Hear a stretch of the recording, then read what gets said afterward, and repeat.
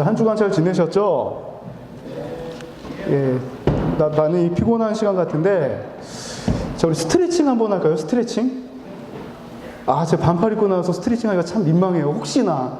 예. 자, 우리 깍지 끼고 위로 올립시다. 자, 깍지 끼고 위로. 자, 이쪽 왼쪽, 오른쪽으로 한번 쭉 당기고. 자, 쭉 펴고. 이 반대쪽 근육이 당겨야지 옆구리살이 들어가요. 예.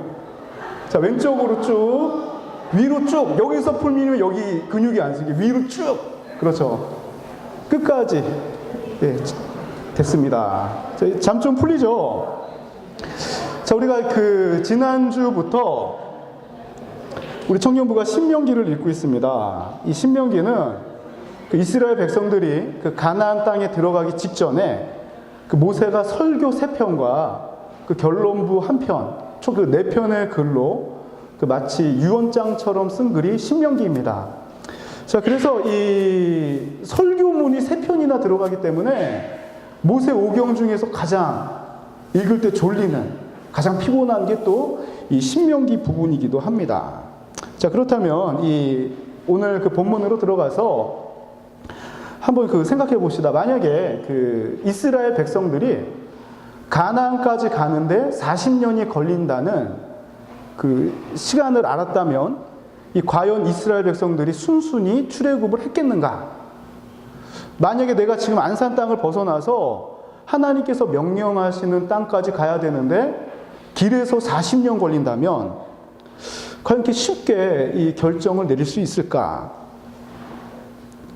자, 매우 피곤할 것입니다. 그렇죠? 40년이라면 저 같은 경우는 길에서 죽을 확률이 굉장히 높고 만약에 남은 여생을 오늘날과 같이 해외여행하면서 살라는 그런 분위기라면 뭐 좋아라 하겠지만 이 시리아 난민들이 살기 위해서 죽음을 담보로 하고 나오는 피난길과도 같은 여정이 출애굽 여정 아니겠습니까? 자, 이런 길을 40년 동안 간다고 하면 저 같은 소인배는 아마 쉽게 결정을 내리지 못할 것입니다. 자, 이 당시 이스라엘 백성들에게 출애굽이 선포되었을 때 이들이 생각했던 시간이 나온 구절이 바로 신명기 1장 2절입니다. 자, 우리 1장 2절 같이 한번 한 목소리로 읽어볼까요? 자, 신명기 1장 2절. 자, 같이 읽겠습니다. 시작. 호렙산에서 세일산을 지나 가데스 바네아까지 10하루길이었더라. 아멘. 자, 이 최초로 율법을 받은 산, 호렙산. 자, 출애굽기에는 시내산이라고 기록되어 있는 이 시내산부터 가데스 바네아, 즉 가나안 국경까지 거리가 며칠 길이라 그러냐면 10하루길이라 그럽니다. 자, 그런데 이스라엘 백성들은 이 10하루길 가는데 얼마의 시간이 걸렸냐면 40년의 시간이 걸립니다. 자, 그렇다면 왜 이스라엘은 이 10하루길을 가는데 40년의 시간을 허비했던 것일까? 자, 우리 신명기 1장 21절부터 23절까지 우리 합독해서 한번 읽어봅시다. 신명기 1장 21절에서 23절입니다. 자, 같이 읽겠습니다. 시작. 너희의 하나님 여호와께서 이 땅을 너희 앞에 두셨은즉 너희 조상의 하나님 여호와께서 너희에게 이르신 대로 올라가서 차지하라. 두려워하지 말라. 주저하지 말라 한즉 너희가 다 내 앞으로 나와 말하기를 우리가 사람을 우리보다 먼저 보내어 우리를 위하여 그 땅을 정탐하고 어느 길로 올라가야 할 것과 어느 성읍으로 들어가야 할 것을 우리에게 알리게 하자 하기에 내가 그 말을 좋게 여겨 너희 중 각 지파에서 한 사람씩 12를 택하네. 지금까지 우리가 창세기부터 신명기까지 읽으면서 몰랐던 부분이 바로 여기 나옵니다. 자, 정탐꾼을 선발한 게 하나님의 명령이었습니까? 오늘 신명기 1장 21절부터 23절까지 보니까 하나님의 명령이었습니까? 정탐꾼 선발이? 자, 21절이 바로 하나님의 말씀이죠. 하나님의 명령은 자, 이 차지하라, 두려워하지 말라, 주저하지 말라였는데 이 명령이 떨어지니까 22절에 이 이스라엘 백성들이 한 결정은 차지하라 그러면 들어가서 차지하고 두려워하지 말라 그러면 그냥 담대함으로 나가면 되고 주저하지 말라 그러면 지금 당장 돌격 앞으로 하면 되는데 22절을 보니까 그러지 말자. 그러지 말고 잠깐만 기다려보자. 우리가 다 가는 게 아니라 이 판단력도 좋고 지파 중에 대표한 사람씩 뽑아서 그 땅을 먼저 정탐하자. 즉 그 스파이 활동을 하자는 거죠. 자, 이때 이 백성들이 하나님의 명령을 즉각 순종하지 않고 정탐꾼을 보낸 이후에 이 보고를 듣고 주저하지 말라 그랬는데 주저하고 두려워하지 말라 그랬는데 두려워하고 차지하라 그랬는데 그 땅에 멈춰서 있습니다. 자, 이 정탐권 사건 이후로 이스라엘 백성들이 정탐한 날 동안 하루에 1년씩 계산해서 40년 걸리되고 너희들이 말한 대로 너희들은 그 가나안 땅에 들어가지 못하고 포로로 잡혀간다는 이 죽는다는 너희들의 유아들은 너희들의 판단과는 다르게 내가 이 가나안 땅으로 들려보내겠다. 이 하나님의 말씀이 다시 이스라엘 백성들에게 임합니다. 즉 이스라엘 백성들이 출애굽해서 시내산에서 가데스 바네아까지 가는 10하루길이 40년 걸렸던 이유는 바로 이 불순종 때문이었습니다. 자, 이 정탐권 사건 이후 이스라엘은 그 불순종한 그 대가로 그 40년의 시간이 딜레이 된 것입니다. 자, 어제 우리 그 청년들하고 같이 수양회를 갔죠. 이 테마를 낚시로 갔는데, 어제 하루 종일 참 미안했습니다. 10시에 출발해서 원래는 3시까지지만 그 본전 생각에 4시까지 있었죠. 자, 분명히 우리 그 회장님과 답사 갔을 때는 이 월척을 한 마리 낚아 올리고, 야, 이 분위기라면 정말 잘 잡히겠구나 판단해서 그 남양호를 택해서 갔는데 바람이 일단 심하게 불었고 이 포인트를 찾아서 여기저기 다녔지만 잡히지 않았습니다. 아마 시간을 더 투자해서 밤새 잡았다면 그 베드로의 그 무너지는 마음 충분히 느꼈을 것 같습니다. 자, 집에 갈 시간이 다가오니까 3시가 되니까 나라도 한 마리 잡아야지 뭔가 명분이 서지, 덜 미안하지. 계속 던졌습니다. 계속. 제가 한번 물어보니까 청년들은 다 차에 타고 있다는 거예요. 야, 이거 나라도 한 마리 잡아야 되는다고 던지고 옆을 보니까 누가 또 던지고 있냐면 우리 총무님하고 회장님이 던지고 있습니다. 이 회장님하고 눈이 딱 마주치는 순간 눈물이 나올 것 같은 거예요. 가슴 뭉클한. 분명히 옆에서 내 심정이겠구나. 한 마리라도 건져야지 이거 뭔가 되지. 이대로 가지 못하는 그 잔잔한 그 진한 그 의리라고나 할까? 그런데 결국 한 마리도 못 잡았습니다. 한 마리도.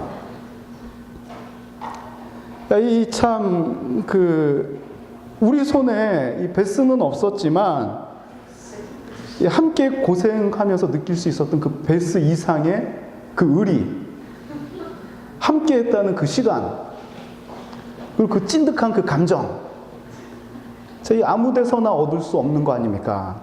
마찬가지로 그 이스라엘도 원치 않게 40년의 시간이 딜레이 되어서 어떻게 그 다른 사람들이 보면 야, 이 루저들아, 출애굽했으면 니들 능력으로라도 가든지, 아니면 그렇게 믿는 하나님 잘 믿어가지고 10하루길 가는 거 좀 한 보름 걸리든 30일 걸리든 그렇게 가지, 루저같이 평생 죽을 동안 가나안 땅도 들어가지 못하고 이 광야에서 죽냐 이 루저들아.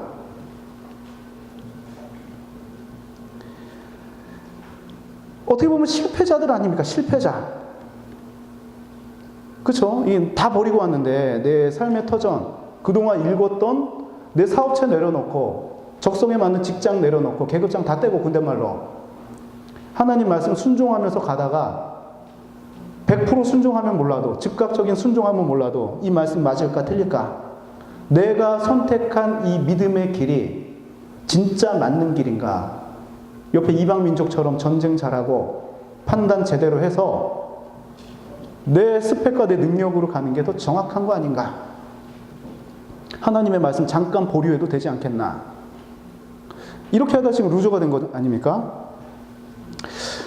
자, 그런데 이 40년 동안 딜레이된 시간이 이 진탕 고생만 한 루저 같은 삶이 아닙니다. 어디 등장하냐면 이 말씀이 신명기 2장 7절에 등장합니다. 우리 한번 찾아서 한번 같이 한번 읽어봅시다. 신명기 2장 7절. 자, 같이 읽겠습니다. 시작. 내 하나님 여호와께서 내가 하는 모든 일에 내게 복을 주시고 내가 이 큰 광야에 두루 다님을 알고 내 하나님 여호와께서 이 40년 동안을 너와 함께 하셨으므로 내게 부족함이 없었느니라 하시기로. 아멘.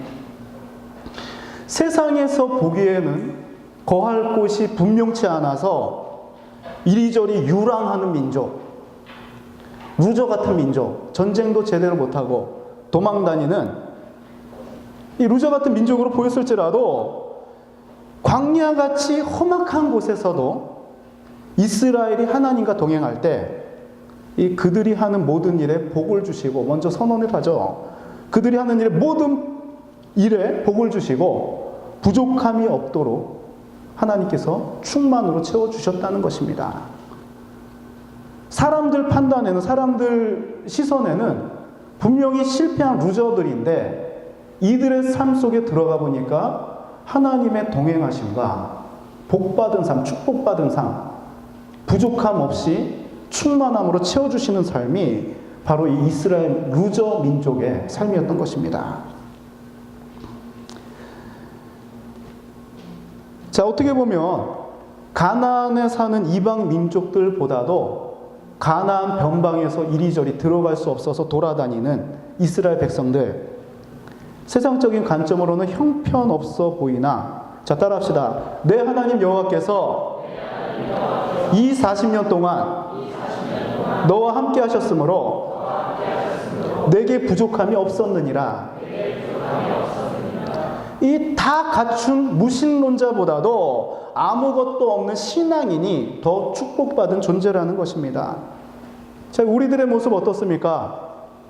비단 이 가나안이라는 곳이 신앙 여정이지만 우리 전체 인간적인 그 삶을 놓고 봤을 때 어떻게 보면 세상에서 가나안을 갖고 있는, 가나안에 거하는 사람이 아니라 성공의 그 변방에서, 그 근처에서 이리저리 유랑하고 방황하는 그 아픔 때문에 기도할 수밖에 없고, 그 아픔 때문에 하나님밖에 찾을 거 없는, 능력도 없으니까, 물론 능력이 없어서만 찾는 건 아니겠죠. 능력이 있어도 믿음이 있기 때문에 하나님을 찾을 수밖에 없는 세상 사람들이 보기에 루저 같은 존재일지라도 하나님께서 함께 하시면 축복받은 존재라는 것입니다.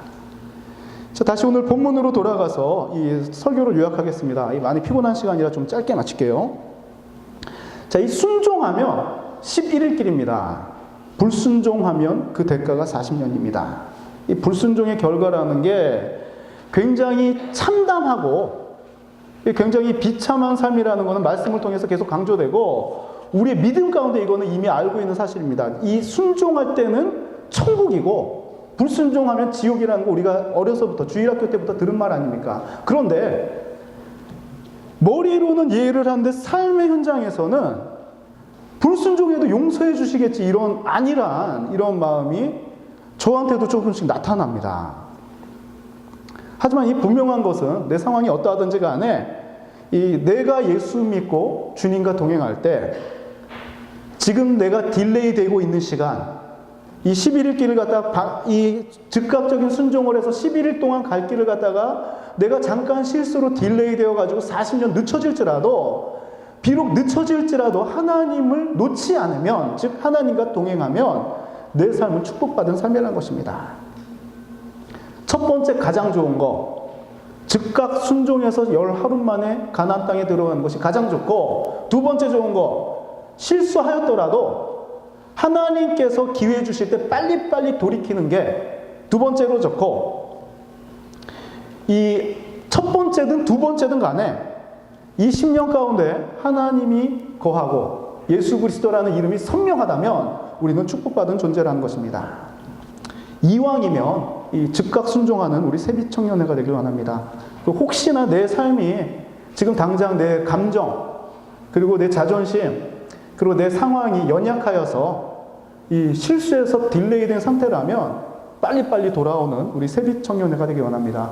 남은 한 주간 각기 처소에서 이 삶의 모양이 다를지라도 이 하나님과 동행함, 그리고 하나님께서 채워주신 충만, 그리고 내가 이 딜레이 되지 않으려는 즉각적인 순종, 놓치지 않는 늘 하나님께 감사제를 드리는 우리 세빛 청년부가 되길 소망합니다. 자, 우리 그럼 같이 찬양하고 우리 기도하고 마치도록 하겠습니다.